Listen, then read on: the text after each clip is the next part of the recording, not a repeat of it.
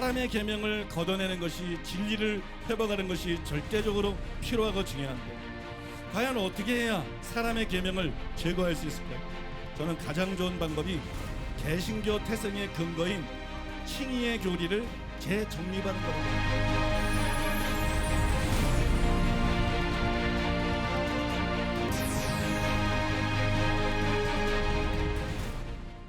하나님의 말씀 함께 보시겠습니다. 오늘 우리에게 주시는 하나님의 말씀은 야고보서 2장 14절에서 20절 말씀입니다. 야고보서 2장 14절에서 20절 말씀을 봉독하겠습니다. 내 형제들아, 만일 사람이 믿음이 있노라 하고 행함이 없으면 무슨 유익이 있으리요? 그 믿음이 능히 자기를 구원하겠느냐? 만일 형제나 자매가 헐벗고 일용할 양식이 없는데 너희 중에 누구든지 그에게 이르되 평안히 가라, 덥게 하라, 배부르게 하라 하며 그 몸에 쓸 것을 주지 아니하면 무슨 유익이 있으리요? 이와 같이 행함이 없는 믿음은 그 자체가 죽은 것이라. 어떤 사람은 말하기를 너는 믿음이 있고 나는 행함이 있으니 행함이 없는 내 믿음을 내게 보이라. 나는 행함으로 내 믿음을 내게 보이리라 하리라. 내가 하나님은 한 분이신 줄을 믿느냐? 잘 아는도다. 귀신들도 믿고 떠느니라. 아, 허탄한 사람아, 행함이 없는 믿음이 헛것인 줄을 알고자 하느냐. 아멘. 이제 담임 목사님께서 나오셔서 여러분은 정말 알고자 하나요? 라는 제목으로 하나님의 말씀 선포해 주시겠습니다. 지난주에 여러분들에게 야고보서 2장 14절에서 26절이 단락에 대한 서론적인 말씀하고 14절밖에 설명을 못 드렸어요. 한 절밖에 설명을 못 드렸는데 오늘은 좀 진도를 빼가지고 그 15절에서 20절까지 여러분들에게 설명해 드리려고 합니다. 그 다음에 다음 주부터는 21절이야 26절을 다룰 건데요. 이 21절이야 26절은 굉장히 난해구죠. 뭐 엄청난 난해구입니다. 이게 왜 난해구냐 그러면 우리가 믿음으로 의롭다함을 받는 건데 근데 왜 야고보는 행함으로 의롭다함을 받는다고 말하고 있나? 우리 조상 아브라함이 그 아들 이삭을 제단에 드릴 때 행함으로 의롭다함 받은 거 아니냐? 또 라합이 정탐꾼을 영접해서 다른 길로 나가게 할 때 행함으로 의롭다함 받은 거 아니냐? 이게 21절하고 25절 내용이잖아요. 그죠? 믿음으로 의롭다함 받는데 왜 야고보는 행함으로 의롭다함을 받는다고 말하나? 이게 첫 번째 난제고 이 첫 번째 난제가 더 난제가 되는 이유가 뭐냐면 시기예요. 시기. 이게 진짜 이 구절을 어렵게 만드는 건데 그거는 그 아들 이삭을 제단에 드릴 때 이 단어예요. 의롭다 하면 예수 처음 믿을 때 받는 거 아니에요? 아브라함이 이삭을 제단에 드릴 때면 그거 이제 믿고 구원받은 지 몇십 년 후인데 왜 이삭을 제단에 드릴 때 의롭다함을 받는다고 말하나? 또 라합의 경우도 마찬가지고요. 그래서 이 두 개가 서로 맞물려 가지고 이 야고보서 2장 21절이야 25절 말씀이 이게 어려워도 너무 어려운 거예요. 저한테도 너무너무 어려웠고 저는 옛날에 이걸 다 이해하고 해석한 줄 알았는데 다시 연구해 보니까 내가 제대로 알고 있었던 게 아니더라고요.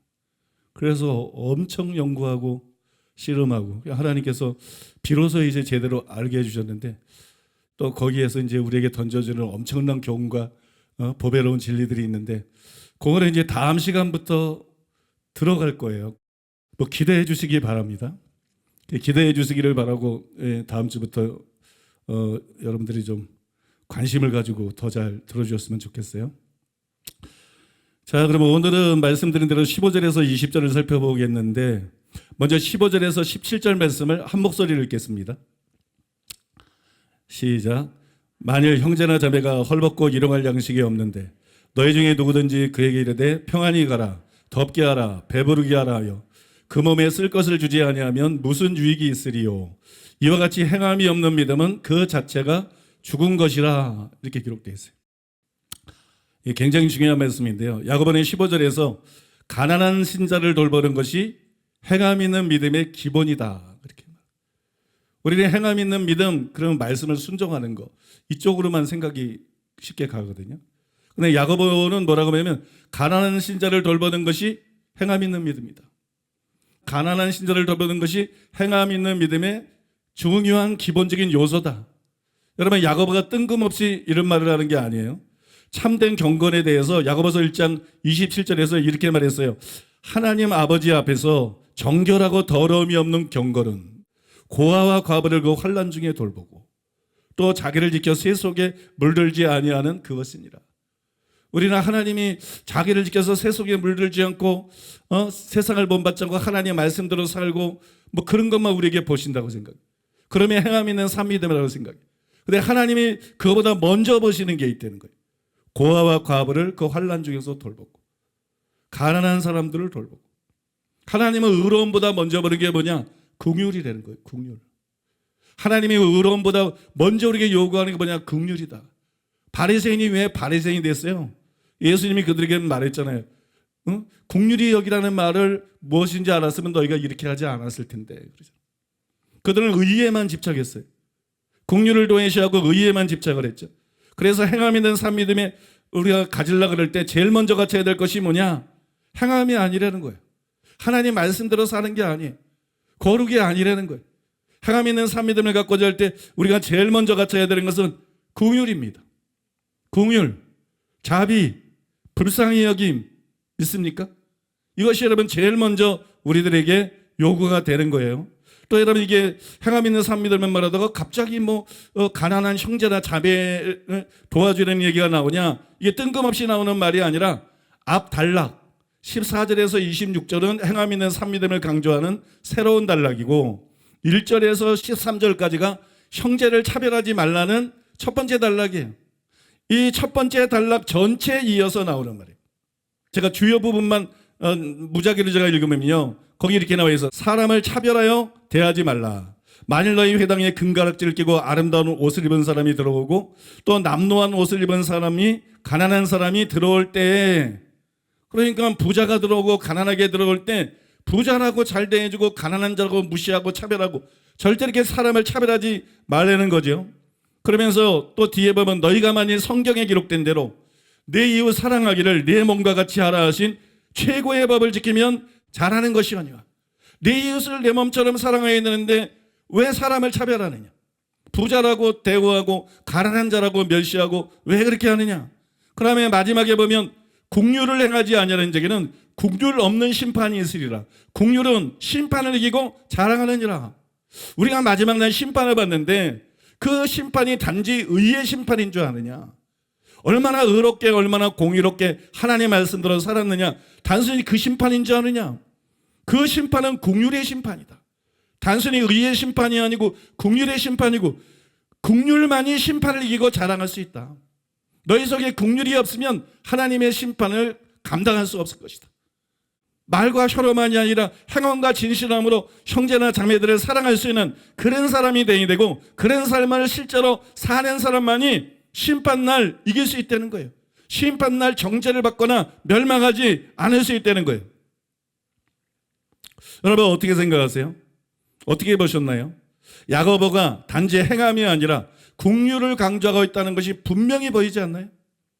이게 여러분 야고보서 1장 전체가 보여주는 것이 단순히 행함을 강조하는 것이 아니라 긍휼을 강조하고 있다. 그래서 여러분 최영상 교수님은 이렇게 말했습니다.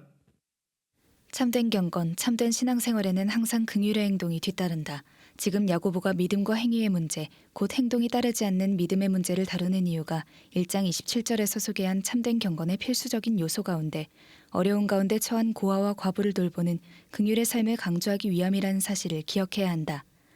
그래서 지금 2장 14절로 19절에서 믿음과 행위라는 신학적인 문제를 다루는 것 같아도 그 본질은 긍휼을 나타내는 참된 신앙, 참된 경건의 모습을 드러내고자 함에 있음을 잊지 말아야 한다. 맞는 말 아닙니까? 그러므로 야고보가 강조하는 행함 있는 믿음, 이 행함 있는 믿음은 다른 믿음이 아니라 바울이 강조한 사랑으로서 역사하는 믿음인 거예요. 야고보가 강조한 믿음은 바울이 강조한 믿음과 다른 믿음이 아니에요. 바울도 믿음으로 의롭다 받는다, 행위로 율법 행위가 아니라 믿음으로 의롭다 받는다 그랬는데 그 믿음이 뭔지를 갈라디아서 6절에서 사랑으로서 역사하는 믿음뿐이니라. 믿는다는 게 단순히 지적 수국이나 동의, 확신 이런 게 아니라는 것이 믿습니까? 사랑으로서 역사하는 믿음뿐이니라. 여러분, 이를 통해서 우리는 바울과 야고보의 생각이 다르지 않다는 것을 다시 한번 알 수가 있죠. 참 믿음은 사랑으로 표현되는 믿음이에요. 참 믿음은 하나님을 사랑하는 거예요. 참 믿음은 서로를 사랑하는 거예요. 그래서 너희가 서로 사랑하면 내 제자인 줄을 많은 사람들이 알게 될 것이다. 예수님이 말씀한 것이. 참 믿음은 다른 사람을 돕고 베푸는 것이. 믿습니까? 여러분, 참 믿음은 심지어는 원수까지도 용서하고 사랑하고 핍박자까지 위해서 기도해 주는 것입니다. 여러분, 사랑으로서 역사하는 믿음뿐이다. 이게 뭘 떠오르게 해주나요? 이거는 우리를 뭘 떠오르게 하냐면 예수님이 말씀하신 양과 염소의 비가 떠오르지 않나요? 양과 염소의 비. 마태복음 25장 31절이야 45절인데 심판받을 때 뭘 통해서 심판받습니까? 시간 관계상 그중에 일부만 읽어드리겠습니다. 마태복음 25장 41절로 46절. 또 왼편에 있는 자들에게 이르시되 저주를 받은 자들아 나를 떠나 마귀와 그 사자들 위하여 예비된 영원한 불에 들어가라. 내가 줄일 때에 너희가 먹을 것을 주지 아니하였고 목마를 때에 마시게 하지 아니하였고 나그네 되었을 때에 영접하지 아니하였고 헐벗었을 때에 옷 입히지 아니하였고 병들었을 때와 옥에 갇혔을 때에 돌보지 아니하였느니라 하시니 그들도 대답하여 이르되 주여 우리가 어느 때에 주께서 줄이신 것이나 목마르신 것이나 나그네 되신 것이나 헐벗으신 것이나 병드신 것이나 옥에 갇히신 것을 보고 공양하지 아니하더이까. 이에 임금이 대답하여 이르시되 내가 진실로 너희에게 이르노니 이 지극히 작은 자 하나에게 하지 아니한 것이 곧 내게 하지 아니한 것이니라 하시리니 그들은 영벌에 의인들은 영생에 들어가리라 하시니라.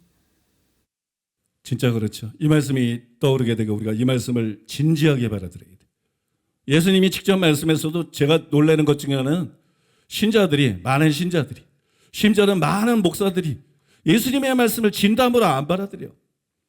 예수님의 말씀은 진지하게 말씀 안 받아들여. 이렇게 말했는데 여러분, 개인적으로는 물론이고 교회적으로도 정말 선교하고 구제하는 데 힘쓰는 교회가 얼마나 됩니까? 극소수입니다, 여러분. 예수님, 그럼 그 목사가 개인의 삶에서는 그렇게 하겠어요? 자기 돈이 아닌 교회 돈으로도 선교를 안 하고 자기 돈이 아닌 교회 돈으로도 가난한 성도를 돌보지 못하는 목사가 사비로 그 일을 하겠어요? 그건 무슨 얘기예요? 가짜라는 거예요. 이 심판을 견딜 수가 없는 자라는 거예요. 이 심판을 견딜 수가 없는 자다. 여러분, 성도들도 마찬가지예요. 이런 심판을 견딜 수 없다는 거예요. 또 이것은 사랑의 사도 요한이 한 말을 떠오르게 합니다. 요한일서 3장 17절에 19절에 보면 누가 이 세상의 재물을 가지고 형제의 궁핍함을 보고도 도와줄 마음을 닫으면 하나님의 사랑이 어찌 그 속에 거하겠느냐. 자녀들아, 우리가 말과 혀로만 사랑하지 말고 행함과 진실함으로 하자. 이로써 우리가 진리에 속한 줄을 알고 또 우리 마음을 주 앞에 굳세게 하리니. 그래서 재물이 있는데 궁핍한 형제를 보고도 도와줄 마음을 자기가 닫아버려요. 하나님의 사랑이 그 속에 없어. 하나님의 사랑이 그 속에 없다는 건 가짜라는 거야. 인색하고 자기밖에 모르고 하나님 나라도 모르고 가난한 형제들도 도외시하고 내버려두면 이 사람은 불신자라는 거예요. 하나님의 사랑이 그 속에 없다는 거예요. 마귀적인 마음만 그 속에 있다는 거예요. 하나님의 자녀가 아니라는 거예요. 마귀의 자녀라는 거예요. 그래서 심판을 견디지 못한다는 거예요. 우리가 형제의 궁핍함을 보고도 도와줄 마음을 닫으면 천국에 들어가는 하늘문도 닫히는 것입니다. 우리가 마음문을 닫으면 하나님도 천국문을 닫아요. 여러분, 그래서 우리가 이걸 분명히 기억해야 되고요. 또 여러분, 이것은 초대 예루살렘 교회 성도들이 보인 놀라운 모범을 떠오르게 합니다. 사도행전 2장 44절로 45절. 믿는 사람이 다 함께 있어 모든 물건을 서로 통용하고 또 재산과 소유를 팔아 각 사람의 필요를 따라 나눠주며. 사도행전 4장 32절로 35절. 믿는 무리가 한 마음과 한 뜻이 되어 모든 물건을 서로 통용하고 자기 재물을 조금이라도 자기 것이라 하는 이가 하나도 없더라. 사도들이 큰 권능으로 주 예수의 부활을 증언하니 무리가 큰 은혜를 받아 그 중에 가난한 사람이 없으니 이는 밭과 집 있는 자는 팔아 그 판 것의 값을 가져다가 사도들의 발 앞에 두매 그들이 각 사람의 필요를 따라 나누어 줌이라. 여러분, 정말 도전이 되지 않나요? 존 메가더는 국률은 어떤 이가 진정으로 거듭났음을 보여주는 증거다. 국률은 여러분 명백히 구원받은 증거고 거듭났음을 보여주는 증거가 되는 거예요.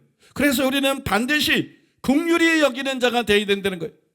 하나님이 우리를 국률이 여기셨는데 우리가 다른 사람을 국률이 여기지 않는다면 하나님도 우리를 심판날 긍휼히 여기지 않으실 것입니다.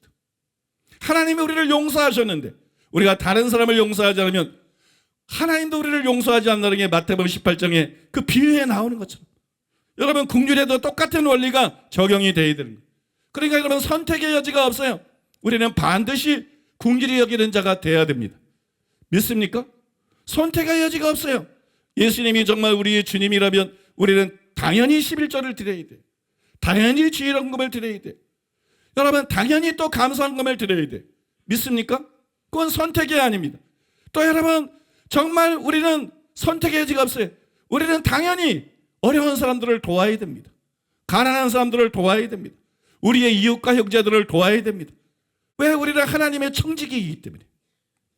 우리에게 먹을 것만 주는 게 아니라 선교와 구제를 통해서 다시 심어야 될 것을 우리에게 주신 분이고 우리는 그거를 담당하는 청지기이기 때문에 선택의 여지가 없는 것이 하나님의 뜻대로 우리는 긍휼히 여기고 구제하는 삶을 살아야 되는 거예요. 그래서 여러분 두 가지가 필요한 것입니다. 야고보가 강조하고 있는 행함 있는 믿음은 단순히 하나님 말씀대로 살려는 게 아니에요. 율법의 요구는 사랑이에요. 사랑은 율법의 완성이에요. 그렇기 때문에 여러분 하나님 말씀대로 산다는 것 자체가 이미 사랑한다는 것을 포함하는 거예요. 사랑으로 행하는 것을 말하는 거예요. 그 로마서 8장 4절에 보면 그 영을 쫓아 행하는 우리에게 율법의 요구가 이루어진다. 그런데 갈라디아서 5장 16절 17절에 보면 너희는 성령을 쫓아 행하라. 그러면 성령을 쫓아 행할 때 뭐가 된다 그랬어요? 오직 성령의 열매는 사랑과 실함과 화평과 그렇게 말하지 않아요. 우리가 성령을 쫓아 행하면 율법의 요구가 이루어져요. 근데 우리가 성령을 쫓아 행하면 바로 여러분 성령의 열매인 사랑의 열매를 맺게 된다고 분명히 말씀하고 있지 않습니까? 그러니까 하나님 말씀대로 사는 거하고 긍휼히 여기는 거하고는 여러분 서로 연결이 되어 있는 거예요. 서로 여러분 이게 하나가 되어 있는 것이에요. 둘 중에 하나만 취할 수 없는 거예요. 둘 중에 하나만 선택할 수 없는 거예요. 그래서 신자의 삶에는 반드시 두 가지가 나타나야 된다는 거예요. 하나는 긍휼히 여기는 거하고 하나는 하나님의 말씀에 순종하는 거. 믿습니까? 여러분 그런 삶을 살고 계십니까? 정말 긍휼히 여기는 삶을 살고 계십니까? 정말 다른 사람들에게 베푸는 삶을 살고 계십니까? 그러면서 하나님 말씀대로 살고 있습니까? 이것이 행함 있는 삶 믿음입니다. 이것이 행함 있는 삶 믿음이고 여러분 이런 자들이 예수님이 말씀한 나더러 주여 주여 하는 자마다 천국에 다 들어갈 것이 아니요 다만 하늘에 계신 내 아버지의 뜻대로 하는 자에 들어가리라 말씀하신 그 말씀에 해당되는 아버지의 뜻대로 행하는 사람이고 하나님 나라를 기업으로 사람인 줄로 믿습니다. 여러분 오늘 이 말씀을 통해서 자신의 신앙을 점검해 봤어요. 지옥은 너무 무서워. 천국은 너무 아름다운 것이야. 반드시 난 지옥 가지 않고 천국 갈 거야. 그러니까 회개해야지. 그러니까 기도해야지. 그러니까 말씀대로 살아야지. 그러니까 죄하고 피해까지 싸워야지. 신앙은 단순히 이것이 아니라는 것이. 신앙은 단순히 이것이 아니다. 하나님을 사랑하는 것입니다. 여러분 서로를 사랑하는 것입니다. 형제를 사랑하고 이웃을 사랑하고 원수와 핍박자까지 사랑하는 것입니다.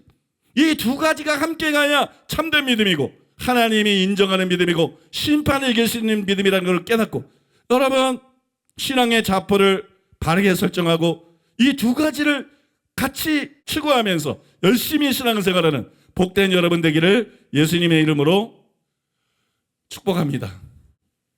자, 그러면 그 다음 절을 보겠습니다. 야고보서 2장 18절 말씀인데 다 같이 한 목소리 읽겠습니다. 18절 시작. 어떤 사람은 말하기를 너는 믿음이 있고 나는 행함이 있으니 행함이 없는 내 믿음을 내게 보이라. 나는 행함으로 내 믿음을 내게 보이리라 하리라. 이 구절 읽어보니까 어때요? 이 말씀이 무슨 뜻인지 알겠어요? 그죠? 알 것 같죠? 근데 이 말씀은 굉장히 난해한 구절이에요. 심히 난해한 구절. 우리가 안다고 생각하는 게 사실은 아는 게 아니에요. 굉장히 난해한 구절이 어느 정도로 어렵냐면 디벨리우스라는 학자는 신약에서 가장 난해한 것 중에 하나가 바로 18절이다. 신약 성경에서 제일 해석하기 어려운 난해한 구절 중에 하나가 18절이다. 근데 여러분 이해가 안 가시죠? 이게 왜 어려워? 나는 알 것 같은데. 이게 왜 난해구냐 그러면 개역개정 성경에는 이게 번역이 안 돼 있어요. 근데 원어 성경에 보면 알라라는 단어가 들어갔어요. 알라. 무슨 뜻이냐면 그러나 이런 뜻이에요. 알라, 그러나라는 단어로 시작되고 있어요. 그래서 17절에서 야고보는 이와 같이 행함이 없는 믿음은 그 자체가 죽은 것이라. 형제 자매를 구제해야 될 것에 대해서 말하면서 행함이 없는 믿음은 그 자체가 죽은 것이다. 이렇게 말했잖아요. 그렇게 일단 결론을 내렸잖아요. 그 다음에 18절이 시작하는데 18절이 그러나로 시작합니다. 그러나. 그러니까 18절은 17절하고 반대되는 내용이어야 되죠. 그죠? 17절하고 반대되는 내용이 이 안에 나와야 됩니다. 근데 보니까 이렇게 기록되어 있어요. 어떤 사람은 말하기를 너는 믿음이 있고 나는 행함이 없으니 행함이 없는 내 믿음을 내게 보이라. 나는 행함으로 내 믿음을 내게 보이리라. 반대되는 내용이 아니에요. 그죠? 17절의 야고보의 주장과 일치하고 조화가 됩니다. 그래서 이게 난해구인 거예요. 여러분뿐만이 아니고 사실은 저도 이 설교를 준비하면서 이 구절이 난해구라는 걸 처음 알았어요. 고백합니다만 저도 이게 난해구인지 몰랐어. 한국 성경만 보니까. 그래서 이게 도대체 어떻게 된 거지? 제가 이제 일단 주석들을 전부 찾아 읽는 게 1번이니까 주석들을 여기에 관한 이 야고보서 2구절에 대한 주석들을 전부 읽었어요. 전부 읽었는데 어떤 주석에도 답이 없어요. 이거를 학자들이 막 속수무책인 거야. 해답을 못 얻는 거야. 이건 명백한 반대니까. 이건 명백한 모순이니까 아무도 이걸 해석을 못해. 예를 들어서 WBC 주석이 가장 대표적인 주석이잖아요. 이 WBC 주석에서 랄프 마틴은 이 구절에 대한 대표적인 세 가지 견해를 소개를 했어요. 그 다음에 본인은 그 중에서 세 번째 견해를 지지합니다. 그거를 지지하면서 그 세 번째 견해를 설명해요. 그리고 마지막에 뭐라고 말하면 이렇게 말했어요. 어떤 해석이라도 문제가 없는 것은 아니지만 세 번째 해석이 그래도 낫다. 이게 가장 권위 있는 WBC 주석이 18절에 대해서 해석하는 자기가 태운 세 번째도 이거 문제가 있다. 이게 완벽한 답일 수는 없다. 근데 세 번째 해석이 딴 거보다는 낫잖아. 또 여러분 댄 맥카튼이라는 신학자도 이 사람은 아주 자세하게 8가지 견해를 소개를 했어요. 18절에 대한 8가지 견해를 소개하고 그 중에서 8번째 견해를 취했는데 이 견해가 가장 많은 학자들이 취하는 견해입니다. 더글라스 무를 비롯해 가지고 우리나라의 이한수 교수님이나 청신대 이한수 교수님이나 요즘 떠오르고 있는 최영삼 교수님이나 이런 대부분의 학자들이 국내의 대부분의 학자들이 이 8번째 견해를 지지합니다. 그런데 댄이 이 견해를 지지하면서 뭐라고 말했는지 아세요? 여러분 그 주석에 보니까 이렇게 말했어요. 8번째 견해라는 거죠. 최근 주석들 가운데 가장 공통적인 해결책은 이 책에서도 취하고 있는 것으로 가상의 대화 상대자가 특별히 자신의 믿음을 야고보가 말하는 행위에 반대되는 것으로 말하는 것이 아니라 너와 나를 사용하여 어떤 사람은 이것을 말하고 다른 사람은 저것을 말한다고 말하는 방식이다.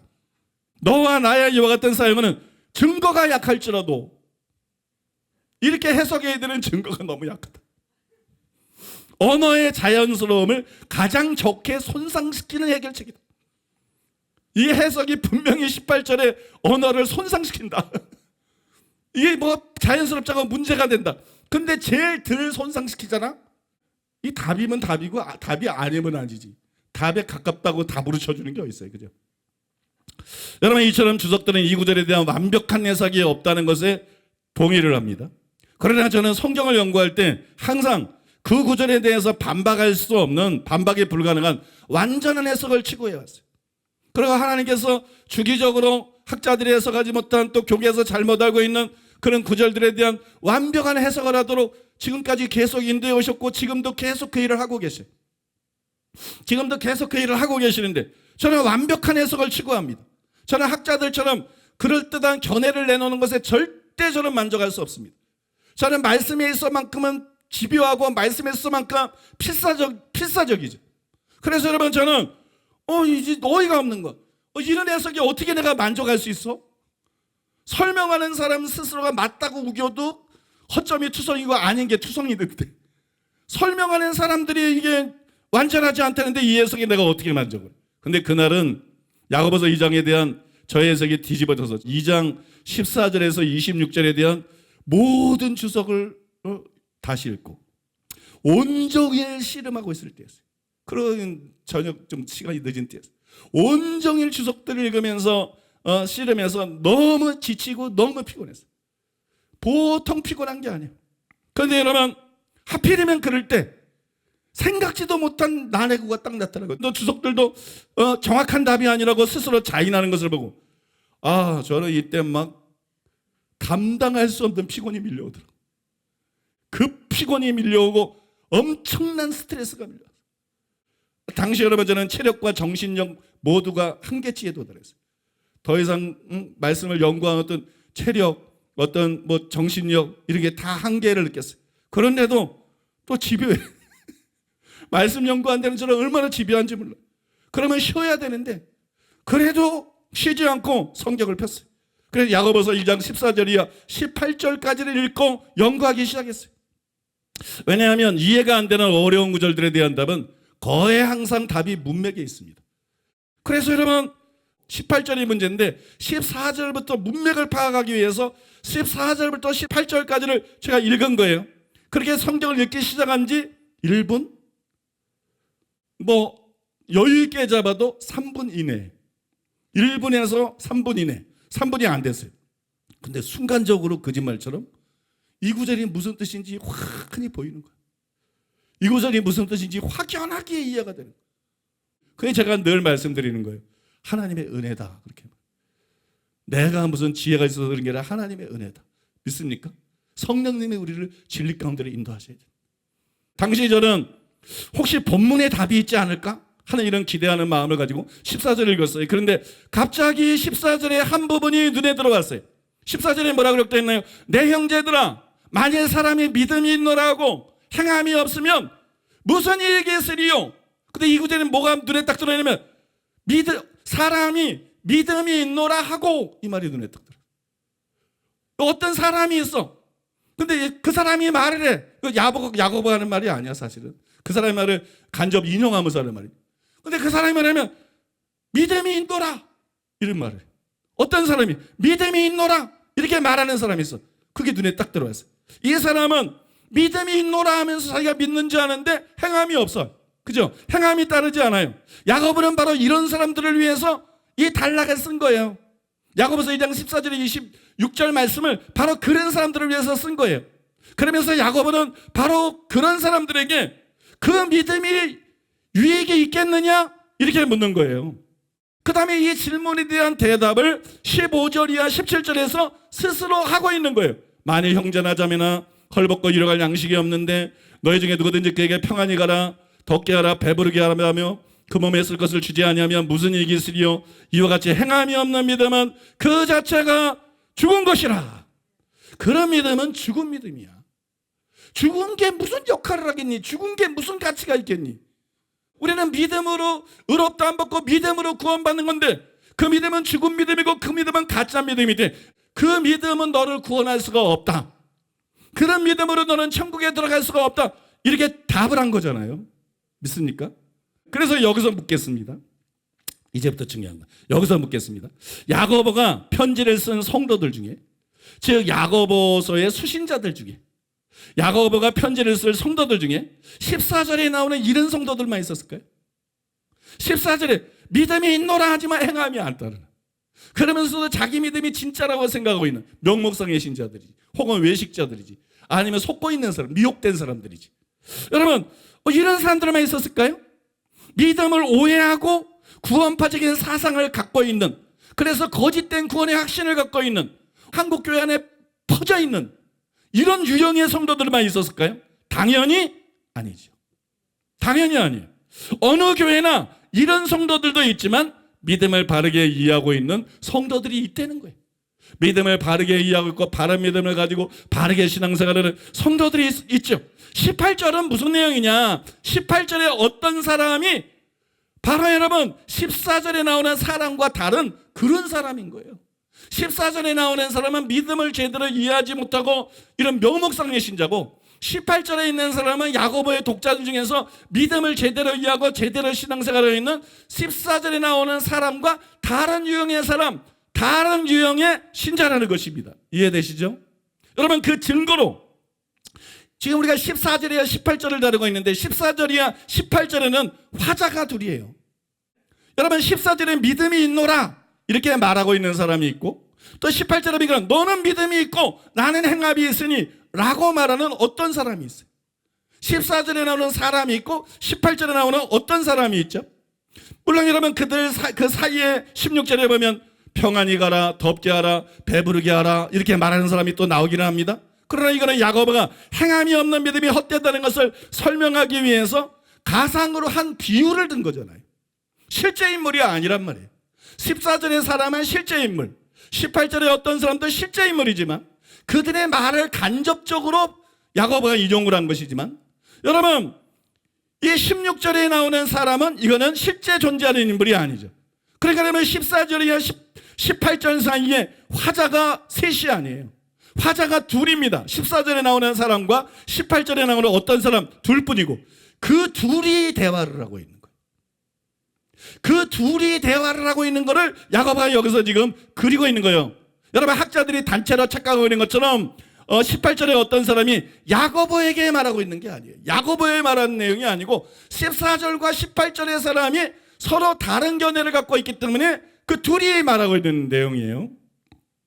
그런데 이제 잘 들으세요. 14절에 나오는 사람이 뭐라고 말했어요? 14절에서 나는 믿음이 있다 그랬어요. 나는 믿는 자다. 믿음이 있노라 이렇게 말했어요. 그랬기 때문에 18절에는 어떤 사람이 뭐라 그래요? 그 사람이 믿음이 있다니까 그 말을 딱 받아가지고 너는 믿음이 있고 그래. 그걸 참 믿음이라고 인정하는 건 아니에요.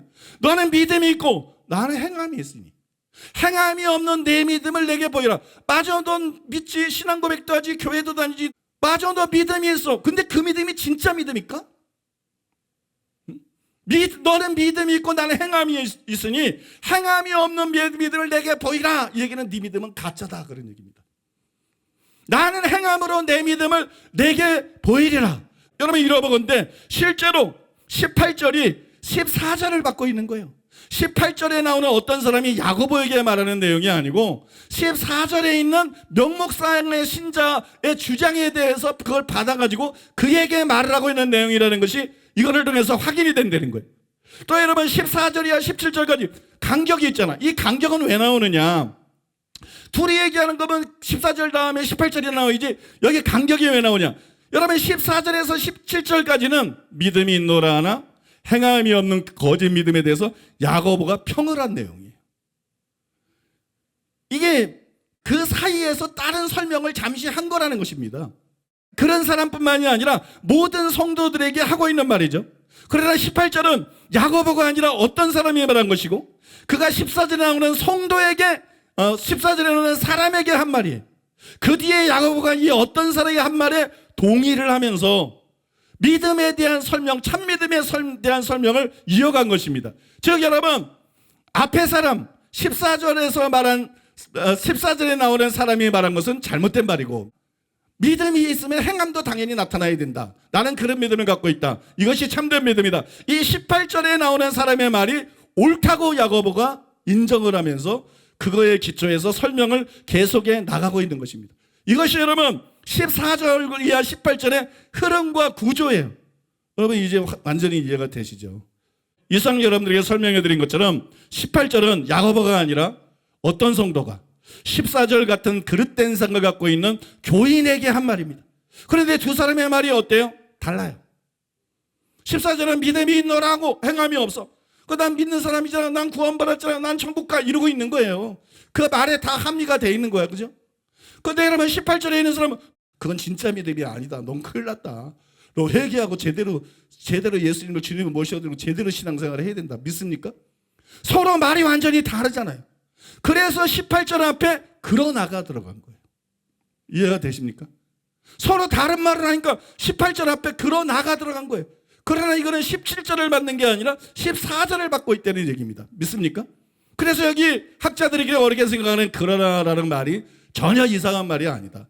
전혀 이상한 말이 아니고 이거는 굉장히 자연스러운 얘기다. 이렇게 여러분 그날 순간적으로 나내고가 풀렸어요. 한편 제가 그 뒤에 이 해석이 다 끝나고 난 뒤에 더 책들을 이렇게 찾아봤더니 주석에는 이 해석이 전혀 없는데 고든 캐디라는 사람의 그 강해 설교집에 보니까 나하고 비슷한 얘기가 나와 있더라고요. 그 고든 캐디의 책에 보니까 이런 말이 있더라고요. 어떤 사람이 가로되 너는 믿음이 있고 나는 행함이 있으니 이게 18절이죠. 여기서 어떤 사람은 분명히 어떤 신자입니다. 그는 입으로의 신앙 고백이 그리스도에 대한 믿음의 표현으로서 충분하다고 생각하는 어떤 사람과 대화 중입니다. 그 14절과 대화 중이라는 거죠. 이 신자는 야고보의 말에 동의합니다. 그래서 대답하기를 당신은 믿음이 있고 나는 행위가 있다고 말합니다. 여러분 저처럼 왜 이게 14절을 받고 있는 건지 뭐 상세하게 설명하거나 그런 내용은 없어요. 근데 간단하게라도 이걸 제대로 이해를 한 거예요. 그죠? 제대로 이해를 하고 이렇게 쓴 거예요. 어쨌든 여러분 이것이 또 우리가 하나님께서 주신 해석이 정말 옳은 해석이라는 것이 다른 학자를 통해서도 확증이 되는 거니까. 그죠? 확증이 되니까 감사하고 좋죠. 그죠? 그래서 참 감사하고 좋다는 생각을 했습니다. 이제 19절을 보겠습니다. 자, 우리 19절 다 같이 또 한 목소리 읽겠습니다. 내가 하나님은 한 분이신 줄을 믿느냐? 잘하는도다. 귀신들도 믿고 떠느니라. 여러분 이 말씀에 보면 이 거짓 믿음이 두 종류가 있는데 하나는 뭐냐면 14절이야 17절에서 설명한 거예요. 믿음이 있노라고 행함이 없는 거예요. 믿음이 있노라고 행함이 없는 거예요. 그러니까 믿음과 행함이 분리된 믿음. 행함이 있는 믿음이 돼야 되는데 행함이 없는 믿음 있습니까? 이게 첫 번째 거짓 믿음이고 지옥, 교회 안에서 지옥 갈 사람들이요. 또 하나는 19절, 방금 읽은 19절에 나와 있는 거예요. 19절, 내가 하나님의 한 분이신 줄을 믿느냐? 잘하는도다. 귀신들도 믿고 떠느니라. 이거는 기독교 복음이나 교리나 신조에 대한 지적인 수긍, 지적인 동의입니다. 이걸 믿음으로 착각하는 거예요. 기독교 복음이나 진리나 교리에 대해서 지적으로 이걸 수긍을 해, 받아들여. 그게 맞다고 동의해. 이것도 일종의 믿음이잖아. 근데 그걸 믿음으로 착각하고 자기는 그런 믿음을 갖고 있으니까 천국에 간다고 생각하는 거예요. 이게 또 하나의 거짓 믿음이라는 거예요.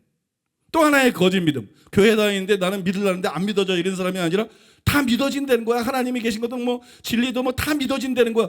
믿어진다는데 변화가 안 되는 거야. 믿어진다는데 불신자하고 똑같은 거야.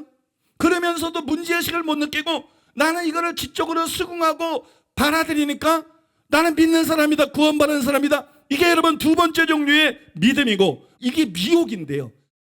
그런 미혹을 타파하기 위해서 지금 야고보가 19절에서 말하고 있는 것이에요. 그걸 다루고 있는 것이에요.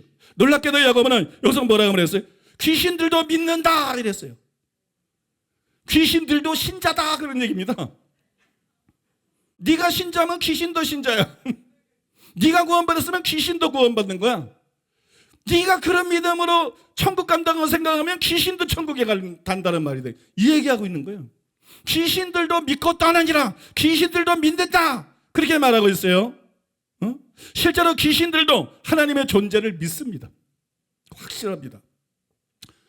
사람들은 오히려 안 보이니까 하나님 존재를 안 믿어도 귀신들은 영이기 때문에 하나님을 과거에 봤거든요. 천국에서 쫓겨나기 전에 봤거든요. 그죠? 귀신들 중에 하나님을 안 믿는 귀신은 하나도 없어요. 사람들이 안 믿는 거지.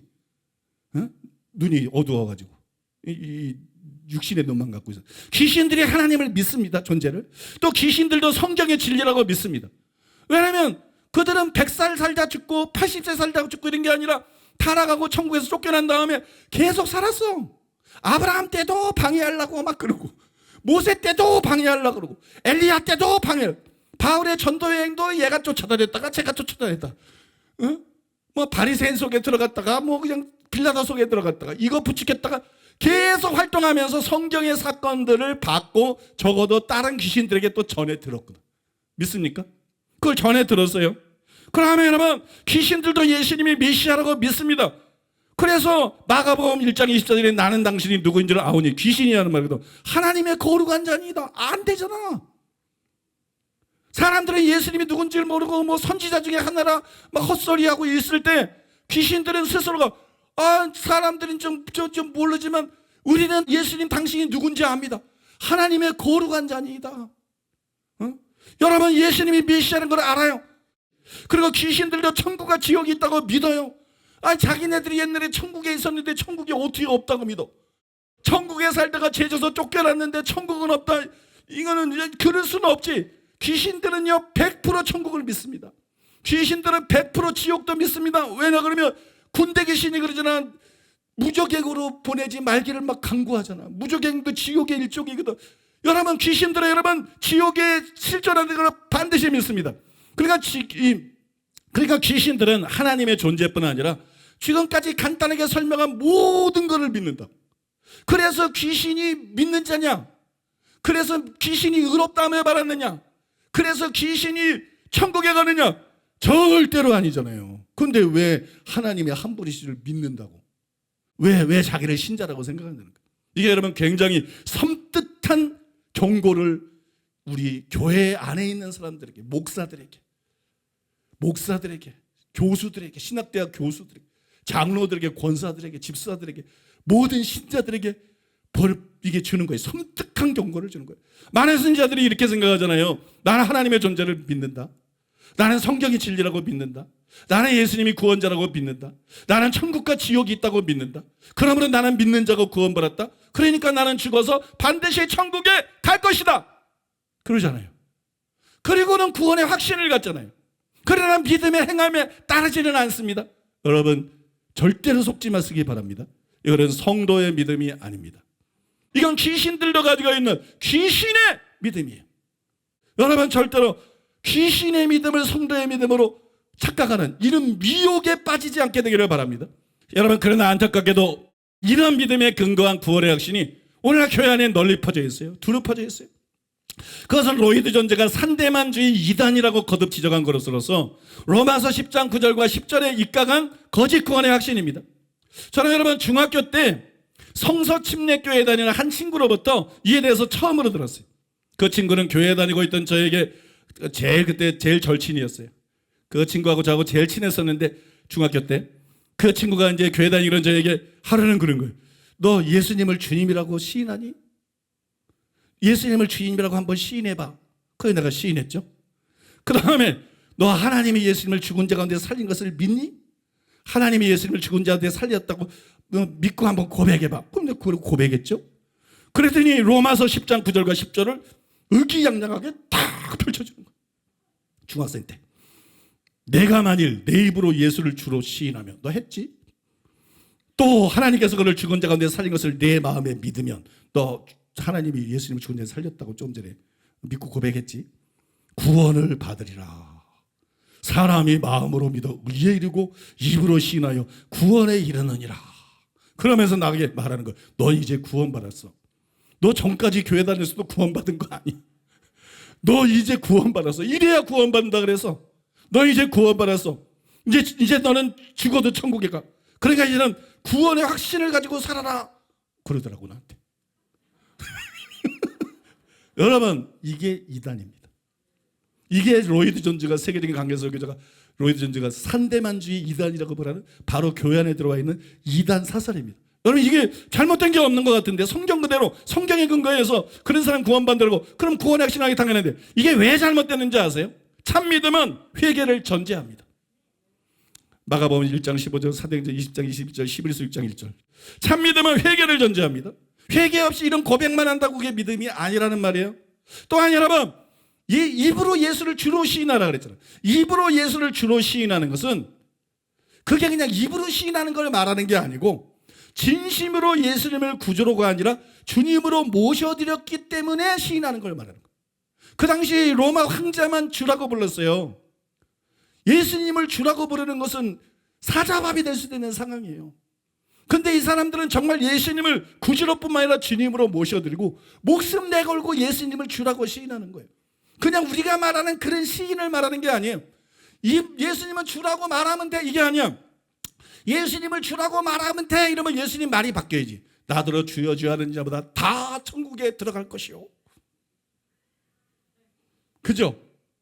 하나님 아버지의 뜻대로 해가지고 더 좋은 천국에 들어갈 것이다. 이래야지. 근데 예수님이 그렇게 말씀하잖아요. 나더러 주여 주여 하는 자 천국에 들어갈 것이 아니다. 다 들어가는 게 아니다. 아버지의 뜻대로 하는 자만 들어간다. 믿습니까? 예수님을 진짜로 주님을 모셔드렸기 때문에 주라고 고백하는 걸 말하는 거고 그러면 고백만 있는 게 아니라 이런 사람은 예수님을 진짜로 주님으로 모셔드렸으니까 그 다음에 주님 말씀 들어 살겠지. 믿어 순종케야 하나니라는 바울의 믿음에 대한 설명이 그의 삶에 그대로 펼쳐지게 되겠죠. 믿습니까? 그래서 여러분 이것은 참 참으로 회개하고 예수님을 주님으로 모셔드려서 예수님을 주님이라고 시인하고 그 뒤에 순종이 나타나는 이것은 마태복음 7장 21절하고 전혀 모순이 안 되잖아요.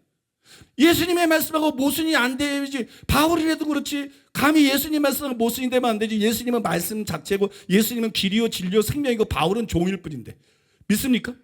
예수님의 말씀하고 전혀 이해가 안 되죠. 그러나 이와 달리 산대만주의식의 질문, 조금 전에 소개해드린 산대만주의식의 질문과 이에 기초한 구원의 역시는 마태복음 7장 22절하고 정교충돌하는 거예요. 이거는 주여 주여만 하면 천국 가버리는 거야. 그런데 예수님 말씀은 그는 못 가고 아버지 뜻대로 행하려만 그런 거니까, 그죠? 예수님 말씀하고 정면 충돌하죠. 그것에 의하면 정신적으로 믿고 시인만 하면 회개도 없고 예수님을 주님으로 모셔드리지 않아도, 즉 어떻게 살든지 천국에 간다는 구원파인 것입니다. 그건 구원파식 구원론인 것입니다. 이건 여러분 정통이 아니죠. 교회 안에 교묘히 침투한 이단 사설이에요. 그런데도 정통의 탈을 쓰고 오래도록 많은 목회자와 많은 신자들을 미혹해 왔어요. 그래서 로이드 존즈가 기가 막혀서 로마서 시리즈 설계에서 3번씩이나 산대만주의에 대해서 강하게 성토하고 질타를 했는데 하나만 소개하겠어요. 이렇게 말했어요. 복음을 믿는다는 것, 주 예수 그리스도를 믿는다는 것은 일종의 신앙주의가 아닙니다. 신앙주의가 흔히 교회를 황폐화시키고 원했습니다. 이 점은 우리 마음속에 언제나 고수하고 있어야 하는 중차대한 문제입니다. 제가 방금 인용한 구절을 생각해 보십시오. 마음으로 믿어 의에 이르고 입으로 신하여 구원에 이르느니라. 170여 년 전에 교회 안에 산대만주의라 불리는 무서운 이단이 있었습니다. 그들은 사람이 해야 할 일은 그저 자기가 주 예수 그리스도를 믿는다고 말하기만 하면 된다고 가르칩니다. 그러면 모든 것이 다 끝난다는 것입니다. 그가 어떤 것을 느끼든지 간에 그것은 문제가 아니다. 그의 삶이 어떠하든지 그것도 문제가 아니다. 그가 일단 주 예수 그리스도를 믿는다고 말만 하면 된다. 입으로 고백하여 구원에 이르느니라.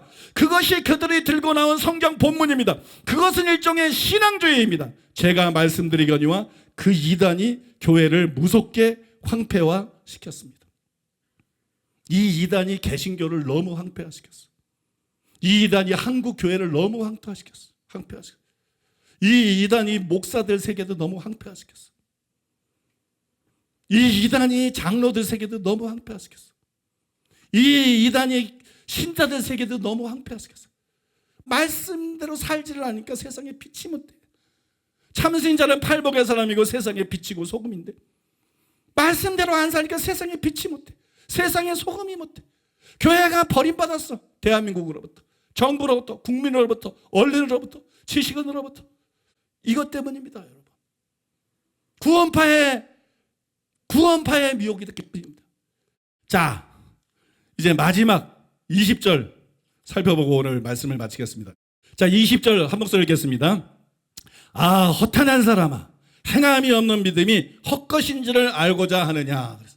야고보는 이 구절에서 믿음이 있노라고 행함이 없거나 신절을 수긍하는 것을 믿음으로 착각하는 자들 때문에 가슴이 너무 아픈 거예요.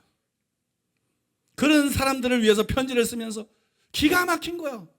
믿음이 있노라고 행함이 없어. 그 믿음으로는 구원을 못 받아 천국에 못 들어가. 평생 신앙생활하고 평생 목회하고 성교하고 지옥 갈 자들이야.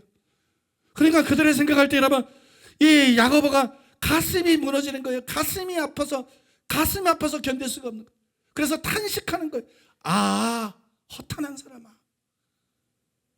이게 탄식입니다. 단순히 비난이 아닙니다. 아, 허탄한 사람아, 행함이 없는 믿음이 헛것인 줄을 알고자 하느냐. 여러분, 저도 그런 사람들을 생각할 때마다 탄식이 절로 나와. 그러면서 야고보는 그들을 허탄한 사람이라고 부릅니다. 오늘날 여러분, 교회들 안에 허탄한 목사들이 얼마나 많은지, 허탄한 중직자들, 허탄한 신자들이 얼마나 많은지 몰라요. 그럼 이 허탄한 사람이라는 것은 뭘 말하는 걸까요? 어떤 사람이 허탄한 사람일까요? 이 허탄한이라는 단어는 헬라어로 케노스인데 공허한, 허무맹랑한 그런 뜻. 공허한 것을 믿고 있는 거야. 허무맹랑한 걸 복음이라고 믿고 있는 거야.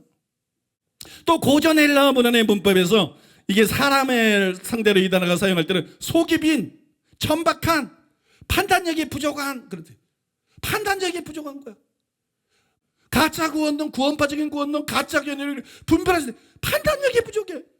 판단력이 부족한 사람들이 이 개신교 안에 얼마나 많은지 몰라. 판단력이 부족해. 또한 여러분 신약성경의 용법에서 케노스는 문자적으로 빈이라는 뜻이고 비웠어. 그 이구절에서는 속이 빈, 즉 어리석은 사람을 뜻하는. 어리석어. 세상적으로는 똑똑한데, 돈 벌 때, 일할 때, 공부할 때 보면 똑똑한데, 말씀 들을 때는 그렇게 어리석어. 말씀 들을 때는 그렇게 어리석어. 그렇게 알아듣지를 못해. 수학 문제는 잘 푸는데 영어 단어는 잘 알고 문법은 잘 알고, 그런데 어리석어. 설교를 들으면 알아먹지를 못해. 말씀을 들으면 알아먹지 못해. 어리석어. 이런 어리석은 사람 뜻하는 거예요. 이 때문에 여러분, 이 허탄한 사람에 대해서 이한수 교수님이 뭐라고 하느냐, 허탄한 사람으로 부른 것은 그가 영적인 진리를 제대로 파악할 능력이 없는 우매자라는 것을 꼬집은 것이다. 여러분, 그렇다고 이 말씀이 이 사람들의 지능을 얕보고 하는 말이 아니에요. 여러분, 이것은 지능의 문제가 아닙니다. 예수님이 이렇게 말씀했잖아요. 마태복음 11장 25절에서 천지의 주제이신 아버지요, 이것을 지혜롭고 슬기 있는 자들에게는 숨기시고 어린아이들에게는 나타내심을 감사하나이다. 이게 지혜 있는 사람이 알아듣는 게 아니야. 무슨 박사과정이나 무슨 대학원 강의처럼. 어린아이들에게는 나타내심을 감사하다. 어린아이도 알아들을 수 있는 거야. 어린아이도. 그러면 여러분, 바울도 약간 다르게 이렇게 말했잖아요. 고린도서 1장에서 형제들아, 너희를 부르시는 바라 육체를 따라 지혜로운 자가 많지 아니하며 하나님께서 세상에 미련한 것들을 택해서 지혜 있는 자들 부끄럽게 하려 하시고 이는 아무지라도 하나님 앞에서 자랑하지 못하게 하려 하심이라. 하나님이 여러분 지혜로운 자를 부른 게 아니고, 지혜로운 자만 이거를 이해할 수 있는 게 아니고, 지혜로운 자야 여러분 소화할 수 있는 게 아니에요. 그러니까 이거는 여러분 믿음에 대해서 바르게 이해하는 것은 지능이나 지식과 아무런 관계가 없는 거예요. 제가 재미난 예를 하나 드려보려는데, 오래간만에 여러 해 전에 그 법무부 장관 지낸 그 김순규 장로님, 참 귀한 분인데 몇 년 전의 일이에요.